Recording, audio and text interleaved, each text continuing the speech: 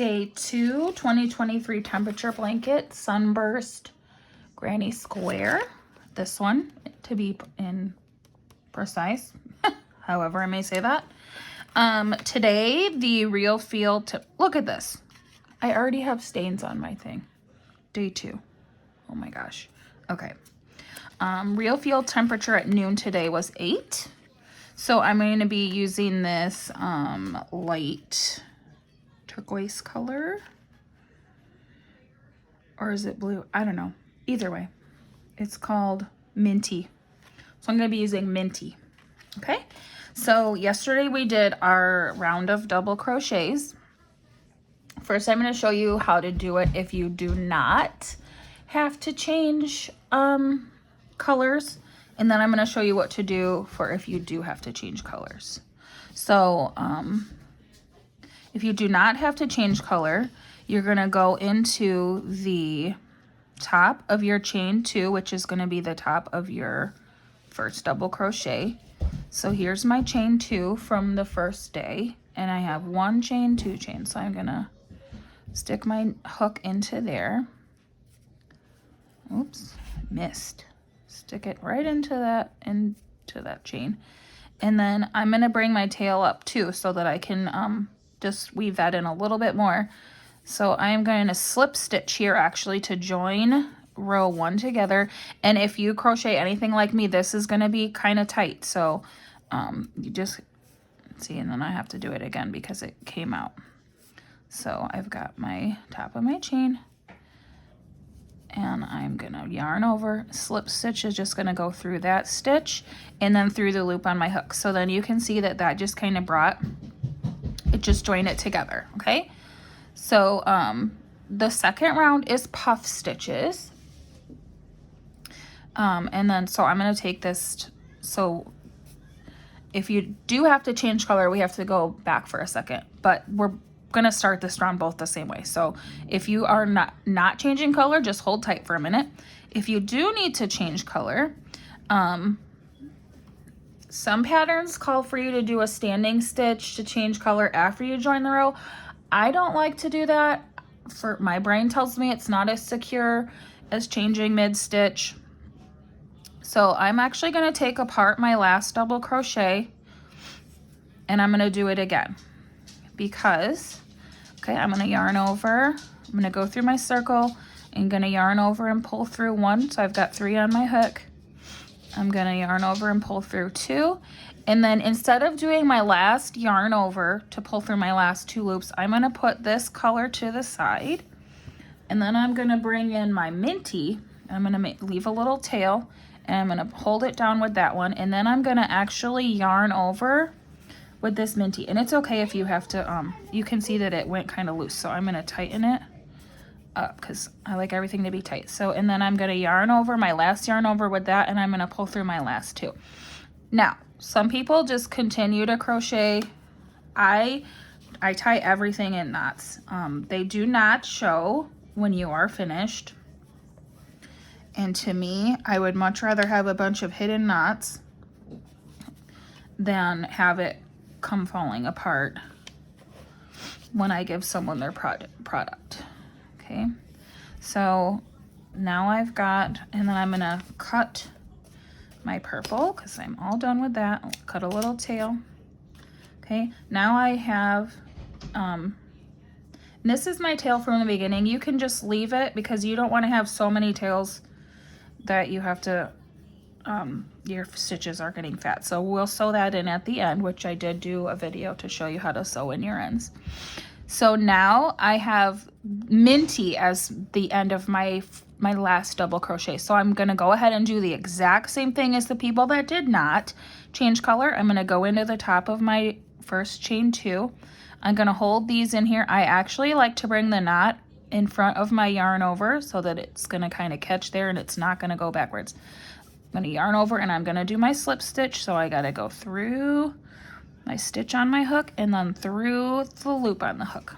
So now you can see I have them joined, but I just have, it's in Minty instead of the purple. Okay, so I'm going to chain 1 because I'm going to start my puff stitches. Okay. Your puff stitches are actually going to go in between your double crochets. So you can see each stitch here. If you pull on it, there's a little gap. So I'm going to yarn over and I'm going to put my puff stitch in between. So I'm not going into any stitch, I'm just going in between those two stitches. I'm going to yarn over and I'm going to pull it through, and then I'm going to pull it up a little bit so that everything is the same height here. Because these are the ones where we're going to do, you can see we're doing one stitch, but it makes like a little puffy stitch there. So I'm going to do that 3 times to pull it up so it's all the same height. And 3, yarn over again, pull it up. Okay, and then I'm gonna take my yarn over, I'm gonna go through all the loops on my hook, and then I'm gonna do a chain to close it. And then I'm gonna do another chain to bring me to the next stitch.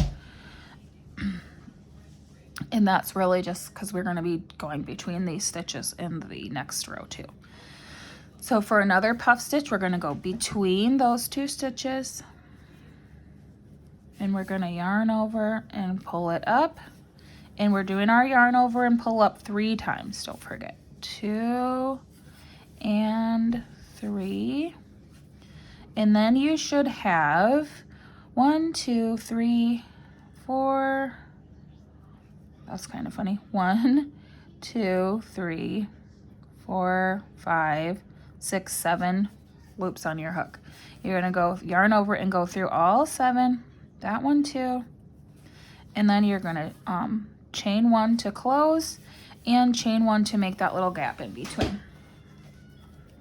Okay, you're gonna do this in between every stitch on your first round.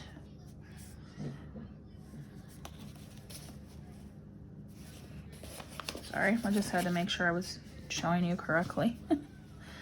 When they're not all on there, it looks more gappy than it will, but we'll get there. Okay, then I'm gonna go again in between my 2 stitches, and you can see that I'm keeping these tails in there because when we're all done, these are gonna push together and you're not gonna be able to see that in between part. So that's gonna give us another tails that we don't have to sew in at the end. So I'm gonna go 3 times, pull them up a little bit so they're all the same height, and then I'm gonna go through all those loops, chain 1 and chain 2. Okay, I'm gonna do one more slowly so you can see, and then I'm gonna stop the video and come back at the end. Okay, so remember, I am yarning over, going in between the next 2 stitches in that little gap, yarn over and pull it up, yarn over, go through between, pull it up and pull it up again, and then I'm going to go through all those loops and chain 2.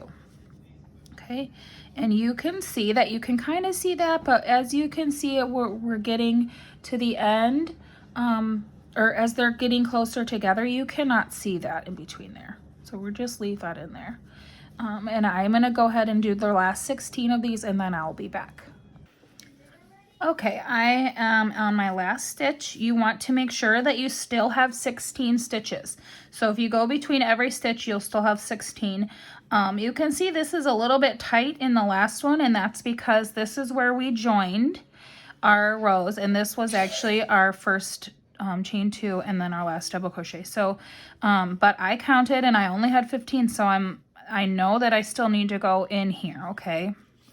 So just separate it out as best you can, stick your hook in there, and you can see that my minty tail has actually already been sewn or stitched all the way in, and I just have a little bit of my purple tail left. So sometimes you might get a little funny with your hook having so many loops on there, and when that happens to me, I find it's easiest to just take it off and start again. Okay, and now you can actually see a little bit better that gap in there because I was already trying to go in there. So 3 yarn overs and pull throughs. Okay, and then that's my last one on this round for day 2. Now I'm going to go ahead and I'm going to get rid of this tiny purple tail. You can pull it a little bit so that way when it you cut it, then it's going to go back inside there. So it's not going to be sticking out at all. See? And then tomorrow we will come back. We don't know if we're going to have a different color or not. So, oops, I forgot to close. Don't forget to close your stitch. And then you are still going to need to chain 1 because of your, for your little gap here. And then I'm going to say, because of the way these stitches go, it's just going to be easier for us to actually go ahead and end this round and then bring in our possible new color tomorrow, or maybe this color still. So you're going to go ahead and you're going to slip stitch here into the closing chain, just the one that's sitting right on top of your puff. Remember to go under both of the parts of your V, and just slip stitches, just yarn over and pull through both. Okay, now I'm not going to cut this because I think if we have the same color tomorrow, it's going to be okay to just not cut it off and start over, because we'll be able to just go into this space right here. But even if we do have to cut it off, it's going to end like the same way. So just go ahead and end like this, and then I'm not going to cut it because I don't know what tomorrow's going to bring. This is Illinois, so it might be, you know, different color every day. So I'm just going to kind of weave it in like that so that if one of the kids picks it up or the cat, it's not going to go anywhere. See? And that's going to be day 2.